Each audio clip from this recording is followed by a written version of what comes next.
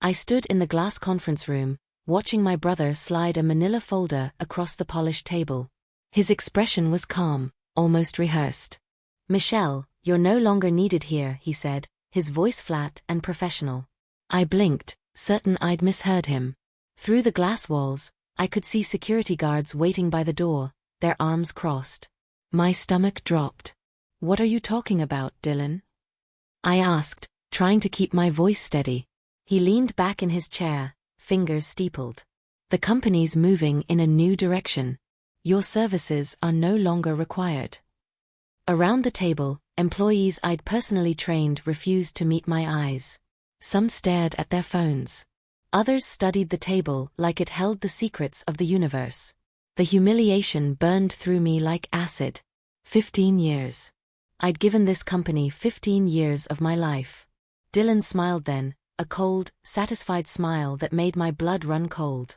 "You don't own anything here anymore," he said. The words hit me like a physical blow. I opened my mouth to respond, but no words came out. "This is insane," I finally managed, my hands gripping the edge of the table. "I built half this company. You can't just—" Dylan cut me off with a wave of his hand. The board voted unanimously. New leadership was necessary. His tone was dismissive, like he was explaining something obvious to a child. "What board meeting?" I demanded. "I'm on the board. Nobody told me about any vote." He shrugged, glancing at his watch as if I was wasting his time. "You must have missed the email." Rage bubbled up inside me, mixing with disbelief. This couldn't be happening. Not after everything I'd done. Not after all the late nights, the sacrifices, the years of dedication. "There was no email," I said through gritted teeth. Dylan stood up, buttoning his suit jacket. "This is final, Michelle. Security will escort you out.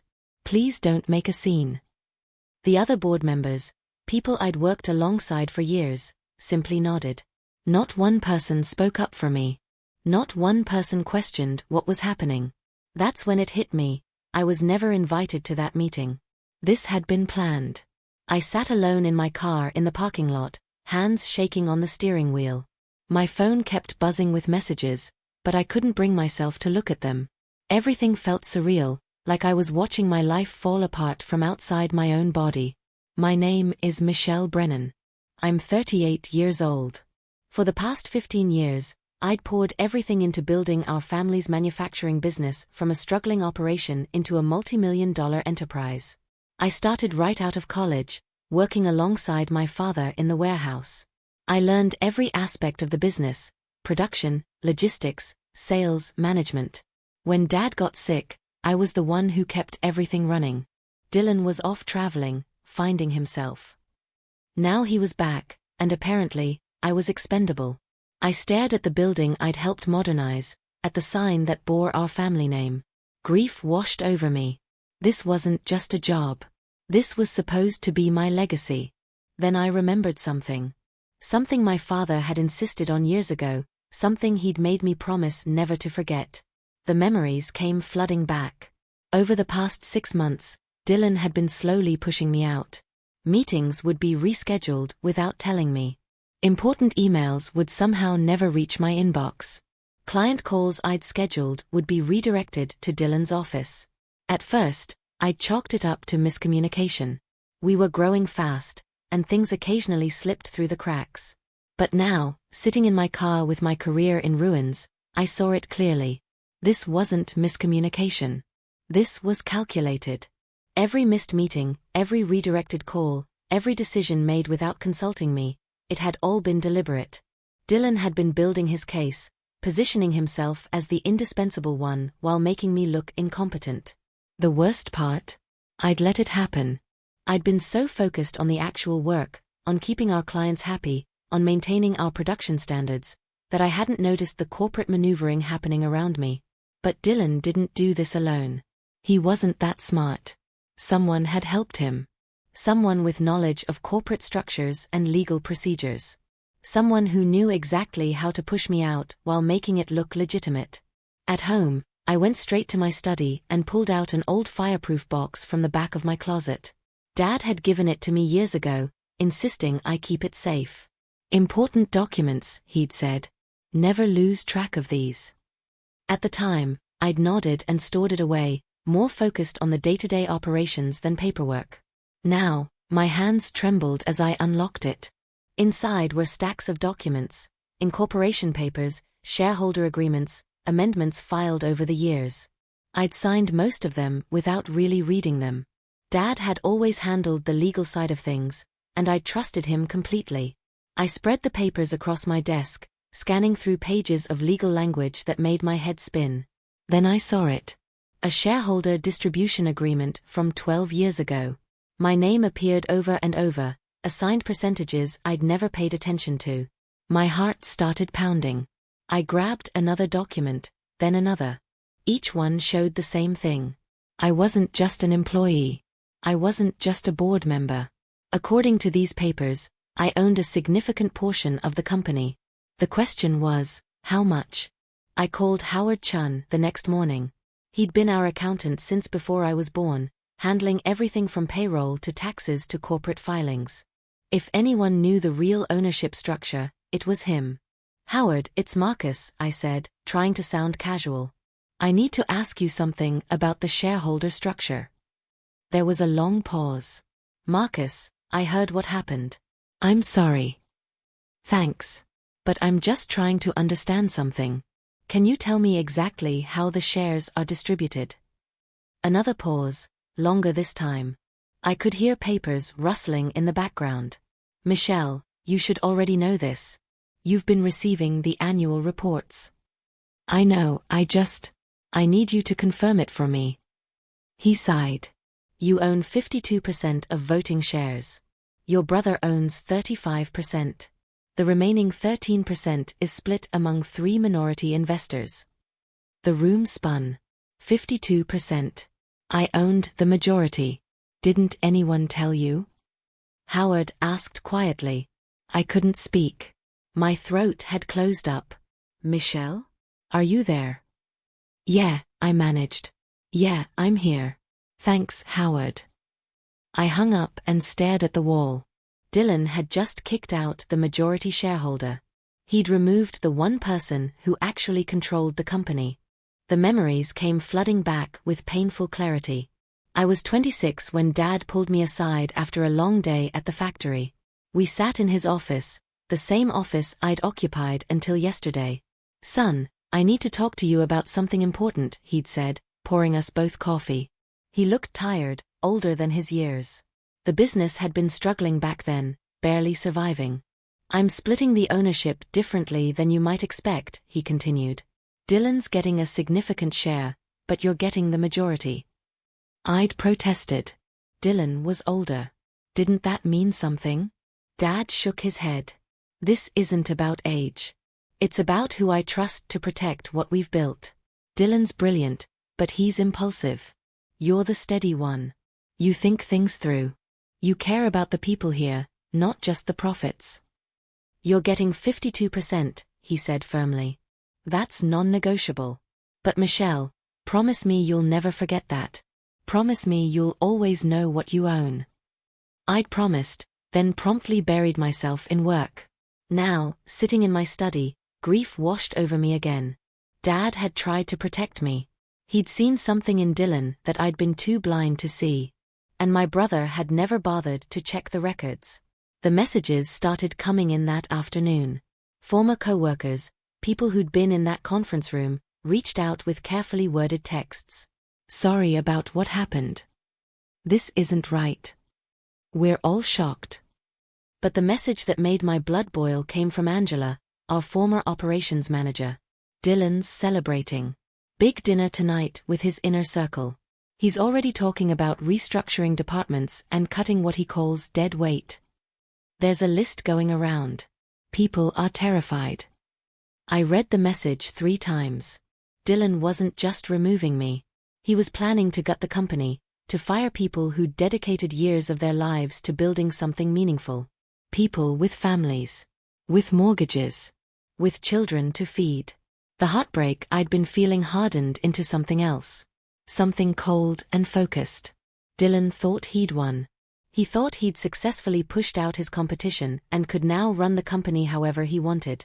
He was probably already imagining his victory, picturing himself as the sole architect of our success. But he'd made one critical mistake. He'd never checked who actually owned the company. And I decided right then that I wouldn't confront him. Not yet. The next morning, I met with Patricia Wong, a corporate attorney who specialized in shareholder disputes. I'd found her through a former business school classmate. Her office was minimalist and professional, with law books lining one wall. I spread the documents across her conference table and explained everything: the lockout, the supposed board vote, the security escort, the ownership structure. She listened without interrupting, making notes on a yellow legal pad. When I finished, she looked up with something like satisfaction in her eyes. "Everything your brother did was technically legal," she said. "But only if he actually had the authority to do it." She tapped her pen against the table. "As majority shareholder, you have significant power. The board can vote all they want, but certain decisions require shareholder approval. Removing a board member, especially one with majority ownership, definitely requires it." Relief flooded through me. So I can fight this? Better than that. Every major decision he makes without proper shareholder approval can be challenged and potentially reversed. She leaned forward. "But here's my advice: let him keep going. Let him make changes, sign contracts, restructure departments. The more he does without proper authorization, the stronger your position becomes." "Timing is everything," she said with a slight smile. The waiting was torture. Every day, I heard about new changes Dylan was implementing. He reorganized the production floor without consulting our floor managers. He switched suppliers, canceling contracts with vendors we'd worked with for years. He hired 2 new executives, people from his previous company, and gave them corner offices. Through Angela and other sympathetic employees, I tracked every move. Dylan was acting like a king, making sweeping changes without considering the impact on actual operations. The old Marcus would have rushed in, tried to fix everything immediately. But Patricia's words echoed in my mind: timing is everything. Each unauthorized decision, each contract signed without proper shareholder approval, each restructuring done without following the corporate bylaws, all of it strengthened my case. Still, the tension was unbearable. I'd wake up at 3 in the morning, wondering if I was doing the right thing. What if I waited too long? What if Dylan's changes damaged the company beyond repair? But Patricia had been clear. If I acted too soon, Dylan could argue he didn't know about the ownership structure, that it was an honest mistake. Better to let him establish a pattern of behavior. Better to let him commit fully to his new vision. So I watched, I documented, and I waited. Each day felt like a year. 3 weeks in, the first crack appeared. Vincent Torres, owner of Torres Manufacturing, called my personal cell phone. We'd been working together for 8 years, and his company supplied our primary raw materials. "Michelle, what's going on over there?" he asked without preamble. "Your brother called and said we need to renegotiate our entire contract. He wants a 20% price reduction or he's switching suppliers." My jaw tightened. That contract had taken months to negotiate. The pricing was already competitive, and Vincent had given us priority treatment for years. "He can't do that, Vincent. Give me some time. This will be resolved." "I hope so. Because honestly, Michelle, I've always worked with you, not the company. You're the one I trust." After we hung up, I sat back, processing what had just happened. Vincent wasn't the only one. Over the next few days, 3 more vendors reached out with similar concerns. Dylan's aggressive tactics were alienating the relationships I'd spent years building. But more importantly, people still saw me as the backbone of the company. Even removed from my position, I was still the one they trusted. The one they turned to when things went wrong. That realization shifted something inside me. I wasn't just fighting for my job. I was fighting for everyone who'd believed in what we'd built together. The family dinner was Mom's idea. "We need to talk about this," she'd said over the phone. "This family cannot fall apart over business." I almost said no. But part of me wanted to see Dylan, to look him in the eye and see what I was really dealing with. We met at Mom's house, the same dining room where we'd celebrated every holiday and milestone. Dylan arrived late, wearing an expensive suit I'd never seen before. Throughout dinner, he dominated the conversation, talking about his vision for the company, his plans for expansion, his strategy for increasing profits. Mom and Dad's faces were carefully neutral. Then Dylan turned to me with that same cold smile from the conference room. "So Michelle, how's the job hunt going? Found anything yet?" The table went silent. "I'm taking some time to consider my options," I said evenly. He laughed. "Well, don't wait too long. The market's tough for people our age, especially with your limited skill set." Mom gasped softly. "Dylan, that's uncalled for." "I'm just being honest. Michelle is good at following instructions, but leadership? That's a different game." He took a sip of wine. "You should thank me, actually. I freed you from a job you weren't cut out for." Patricia's office had become my second home. We'd been compiling everything. Every decision Dylan made without shareholder approval, every contract signed improperly, every restructuring that violated corporate bylaws. The documentation was extensive. Dylan had been busy. "This is better than I expected," Patricia said, reviewing the latest batch of evidence.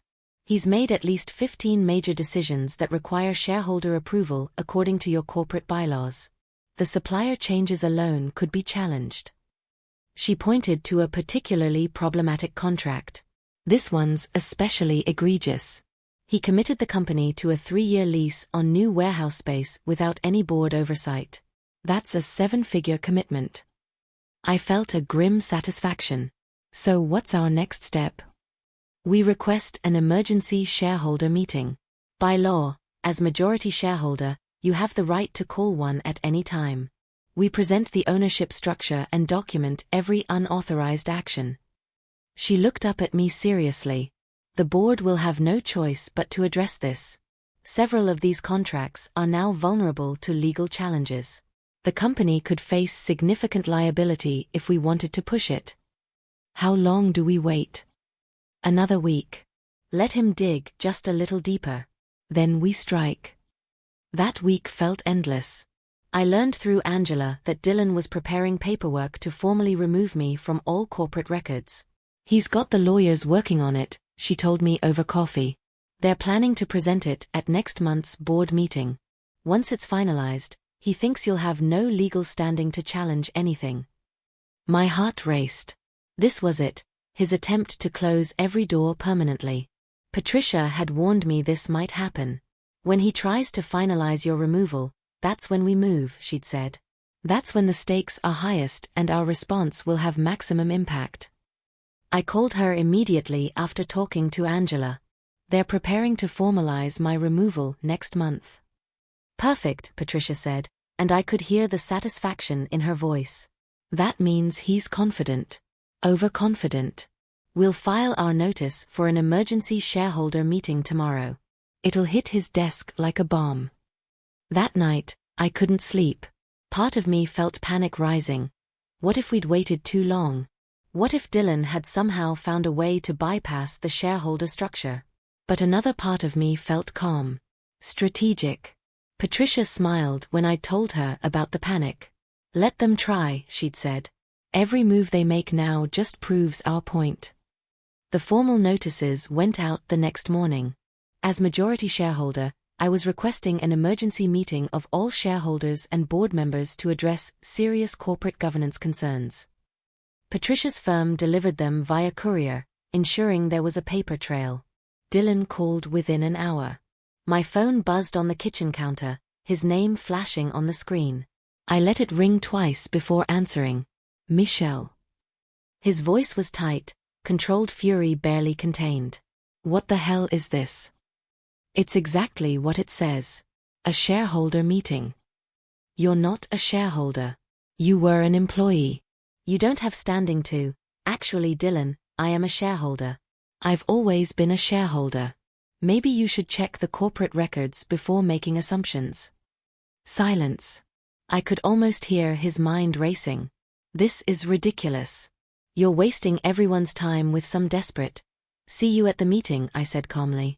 Make sure you bring documentation for every major decision you've made in the past month. Shareholder approval will need to be verified. I hung up before he could respond. My hands were shaking, but not from fear this time. From anticipation. The long game was finally paying off. Dylan showed up at my apartment 2 days before the scheduled meeting. I saw him through the peephole, pacing in the hallway. When I opened the door, he brushed past me without being invited in. We need to talk, he said, his usual confidence replaced with something else. Desperation, maybe. I'm listening. He pulled out a folder, always with the folders, and set it on my coffee table. I'm prepared to offer you a settlement. A generous one. You walk away quietly, no legal challenges, and I'll give you $2 million. I picked up the folder, flipping through the pages. It was a comprehensive buyout agreement, clearly drafted by expensive lawyers. $2 million for my shares? For everything. Your shares, your silence, your agreement not to interfere with company operations. I set the folder down. That's an interesting offer. Hope flickered across his face. So you'll consider it? I have a question first. I met his eyes. How many shares do you think you own? He blinked. What? It's a simple question. What percentage of the company do you believe you control? 35%. I have the second largest stake after the minority investors. And you never wondered about my stake? His face went pale. You're just an employee. An executive. You don't check the records, Dylan. Really check them.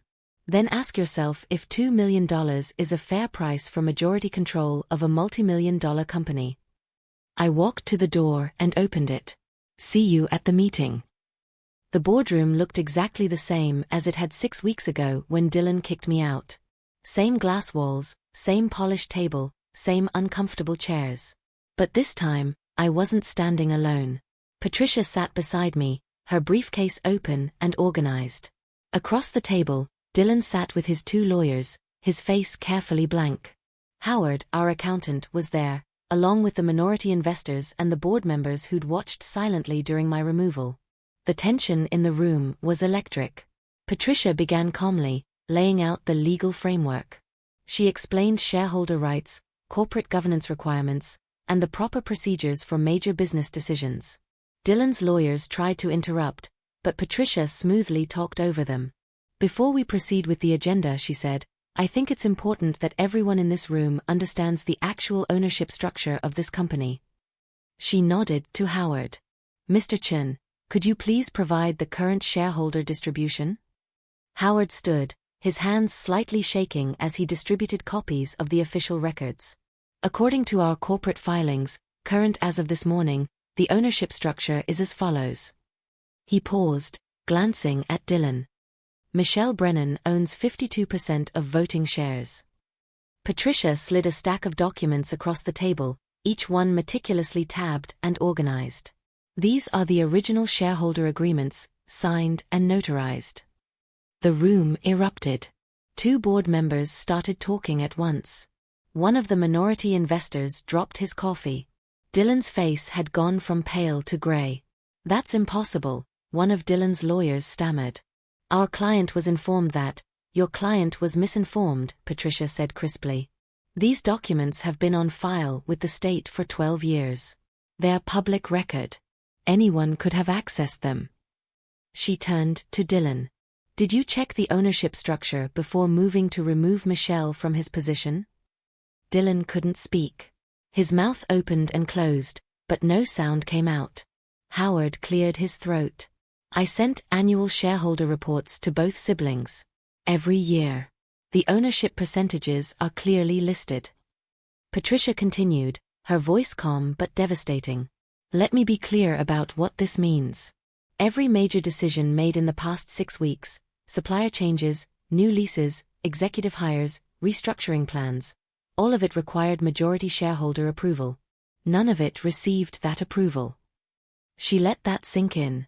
Several of these decisions exposed the company to significant legal and financial liability.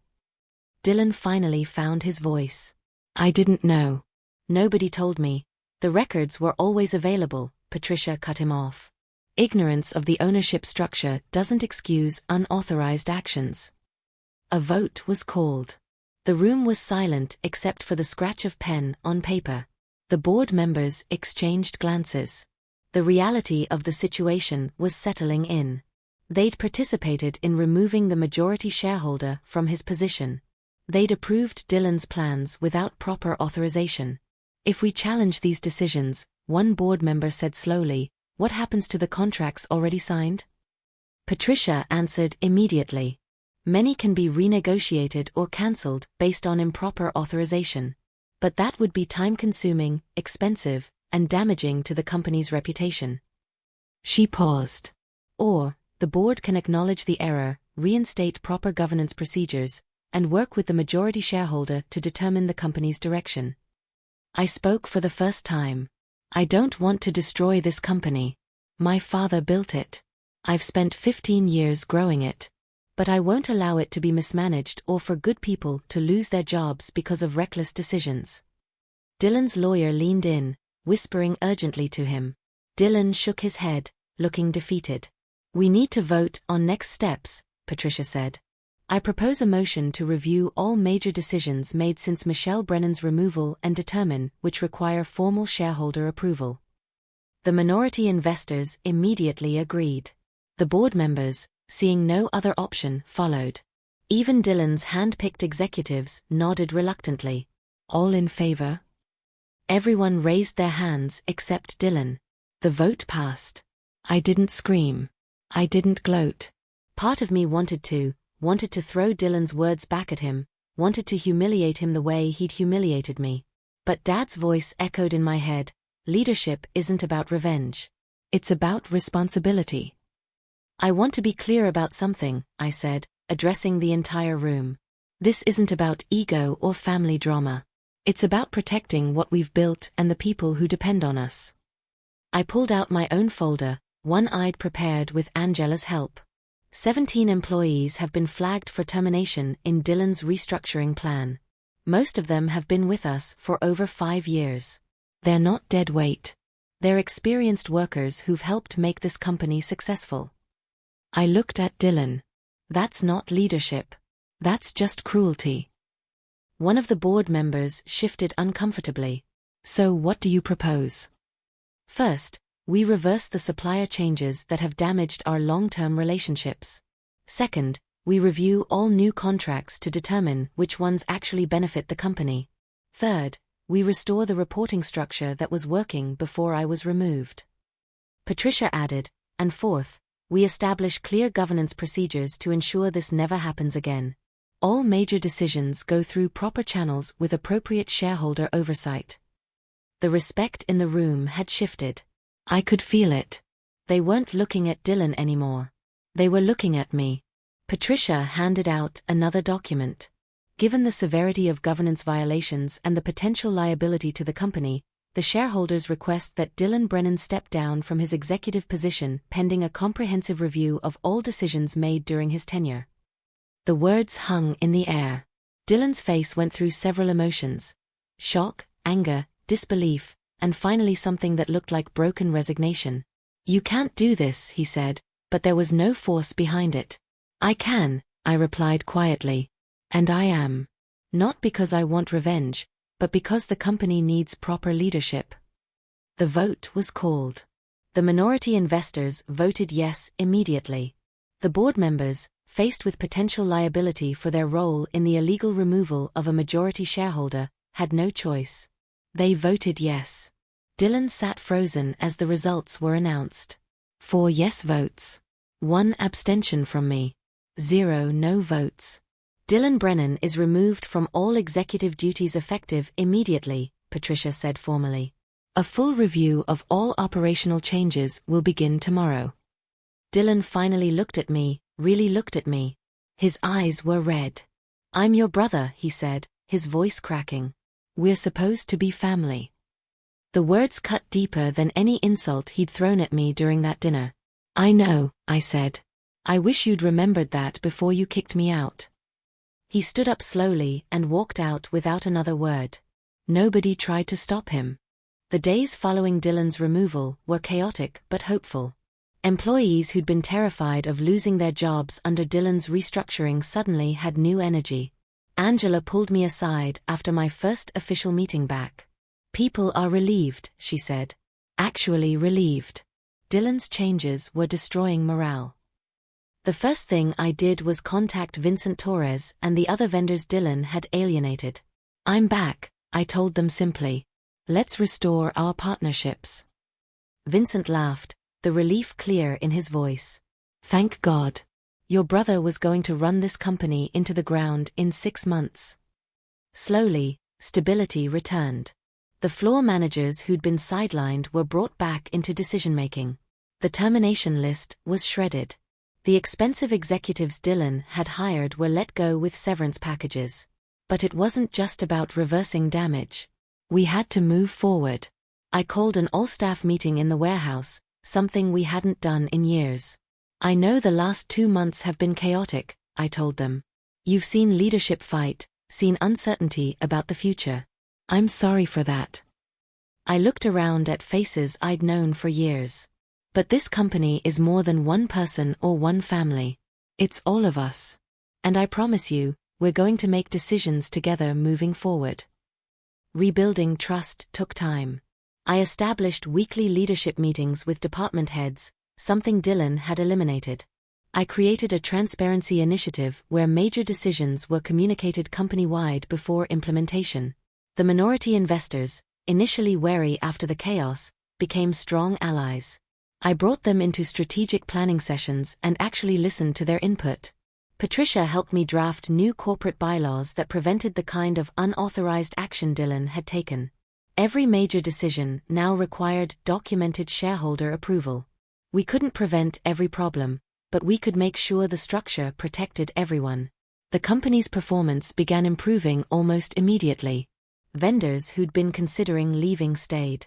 Employees who'd been half-heartedly job hunting recommitted. New contracts came in. One afternoon, Howard stopped by my office. "I need to tell you something," he said, looking uncomfortable. "I should have spoken up during that board meeting when Dylan removed you. I knew the ownership structure. I knew he didn't have the authority. I was a coward." I thought about it for a moment. "You were scared.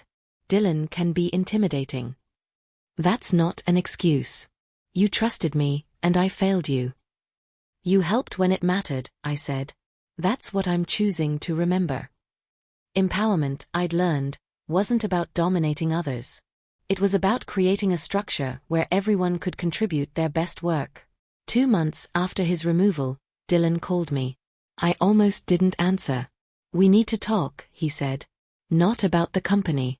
About us." We met at a coffee shop downtown, neutral territory. He looked different, less polished, more uncertain. The arrogance was gone.